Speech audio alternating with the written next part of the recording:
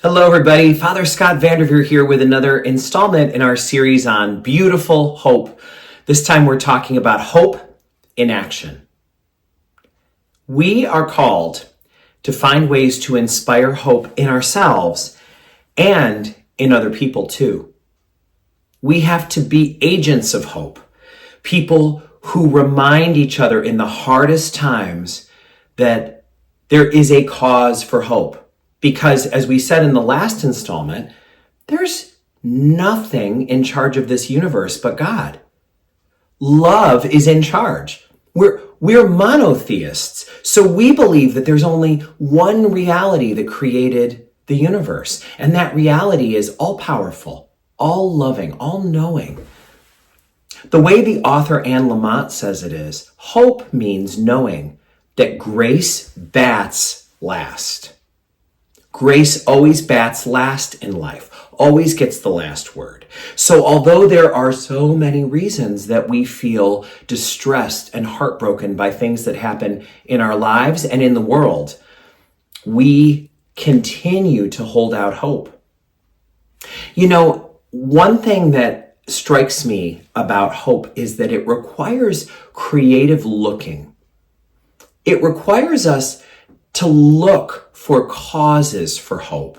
And sometimes that means looking back, like at our faith or at the things that God already got us through and having the awareness, God did not bring me this far just to let me go now.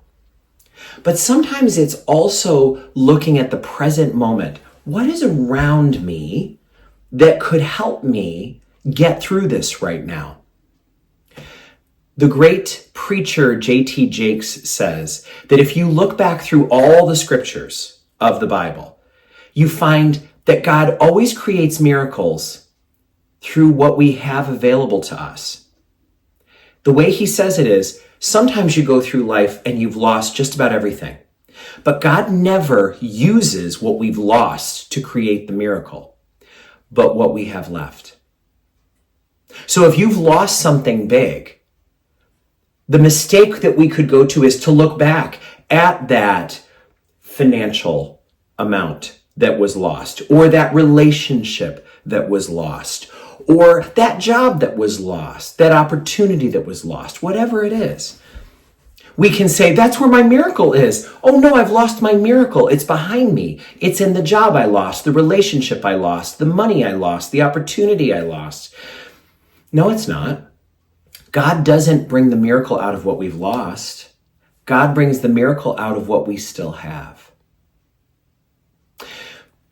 I had a friend who has been through many, many hard times. And she knew that I was going through a hard time and wanted to give me a little bit of hope. And she gave me this poem called I Am Not Okay Today. And I wonder if it'll speak to you. I'm going to share it real fast. It's quite short. I am not okay today. So in the absence of okay, what can I be? I can be gentle. I can be unashamed. I can turn my pain into correction. I can be a student of stillness. I can be awake to nature. I can sharpen my empathy against the stone of my discomfort. I am not okay, but I am many worthy things. Is that not exquisite? I'm not okay. I'm going through something really hard, and the outcome is not known yet. But I am not without good things. I'm not without hope. Notice how it says gentleness, being unashamed, using what I'm learning, letting nature speak to me. How about this one? Sharpening my empathy against the stone of my discomfort. I'm in a really hard position right now. I'll bet you I can use this as a sharpening stone so that I can care more about the suffering of others. I would imagine that people who've lost their home in a wildfire will never hear the suffering of others or the losses that other people go through the same way ever again. They'll hear it with new ears and fresh understanding. I'm not okay, but I am so many things that are worthy. That's a miracle right there. Doesn't that bring you hope to know that in the midst of hard things, there are so many other things that come in? It's almost like when you hear the story of Jesus in the desert fasting for 40 days and 40 nights. And then, do you remember the story of the devil coming to tempt him? If you're the Son of God, then turn these stones into bread. Throw yourself down from the top of the temple. If you're the Son of God, it won't hurt you to kneel down and worship me. What does that matter? And Jesus resists all the temptations and all the darkness that it represents. And then it says angels come to minister to him. Angels like gentleness, like being unashamed, like pain turning into wisdom, like discomfort turning into empathy. The angels come and comfort us. Wow, wow, wow.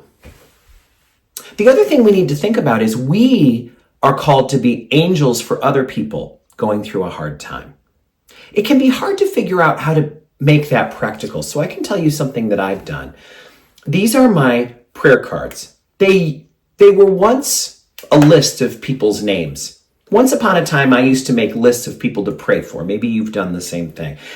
And what I found is it was difficult for me to keep that practice feeling good and wholesome because I would be racing down the list.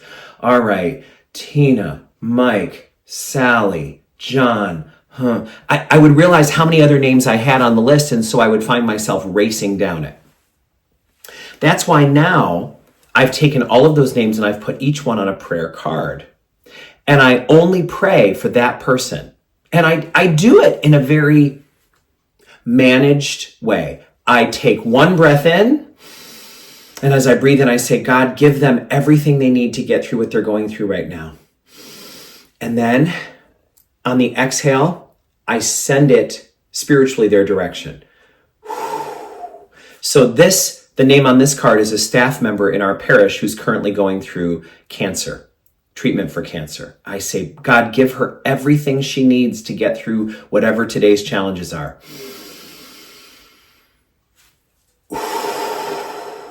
Then I go to the next person, a friend of mine in California, and the next person, a priest mentor of mine who has a broken hip, and the next person, my friend who lost a daughter in Germany, and on and on and on.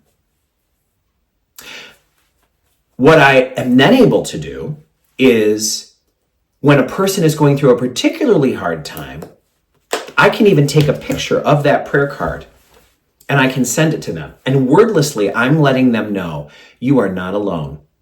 There is someone going through this with you. Grace is batting for you without you even looking toward the diamond. And I find that is so helpful for me and for people because I don't want to say to them, I'm sorry for what you're going through, because it doesn't feel like enough. It doesn't feel like the kind of words that really express what I'm feeling. But if I say, you're with me in the morning, you're with me, you're in my heart, you're in my mind, I don't forget you. What a source of hope.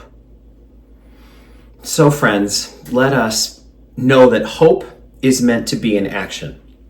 Just as love is a nice sentiment until we make it a verb and actually do the work of love, hope is similar. Hope is not a feeling, and hope is not a vain wish that things will work out. That might be optimism or wishing, but this is something more active. This is something that requires us to dig in and know that although we may not be okay in a given moment, we are many, many, many worthy things, including hope to one another. May God bless you all.